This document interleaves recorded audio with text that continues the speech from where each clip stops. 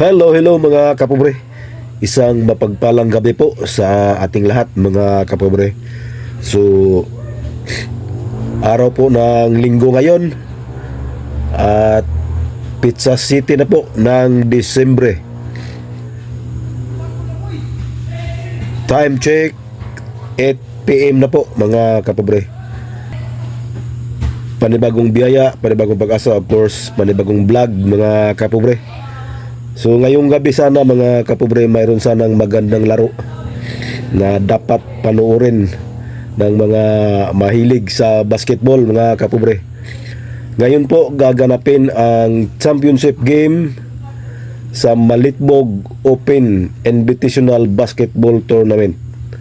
So magandang laro sana ngayon. Alas 9 po ang championship at ang maglalaro po ay ang Blancas Golden Knights versus Sante Vista Beach Resort. So napakagandang laban yan. Puro magagaling ang mga player dyan mga kapobre. At halos lahat ng mga sumali sa paliga ay may mga import po. Tinatawag nating import kasi iba ang lahi nila, mga itim. Pero magaling maglaro mga kapobre. So punta sana kami mga kapobre at mag live sana tayo ngayon. Ang problema hanggang ngayon po mga kapobre ay nandito pa yung ubo at sipon natin. Pati na rin si Mrs., yung driver namin si Pulis, yung bunso. Nagkahawa-hawa na kami dito sa ubo at sipon mga kapobre. At uso po dito ubo, sipon at lagnat mga kapobre, dahil siguro sa ang lamig ng panahon dito mga kapobre. Kaya ayun, hanggang ngayon ito iniinda pa rin natin yung sipon at ubo. Masakit na yung lalamunan ko mga kapobre. Pero kung okay lang sana ang driver namin ay punta kami, bahala na, manood sana kami kasi napakagandang laban yan. Ngayon lang tayo makakita ng mga player na dayo galing sa iba't ibang lugar mga kapobre. Again, sa gustong manood, punta lang kayo doon sa Malitbog Gymnasium. Ang maglalaban po championship alas 9 po ngayon ng gabi.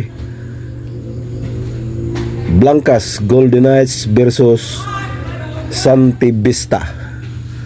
So iwan ko lang kung may magla-live doon, pero panigurado mayroon yan.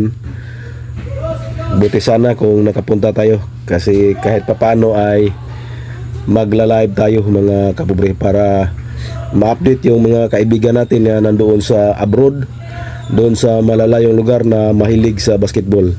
Alam kong maraming gustong manood ng ganong klaseng paliga, yung Open Basketball Tournament, kasi doon natin makikita ang iba't ibang abilidad ng mga players. So pasensya na mga kapobre, hindi tayo makapunta.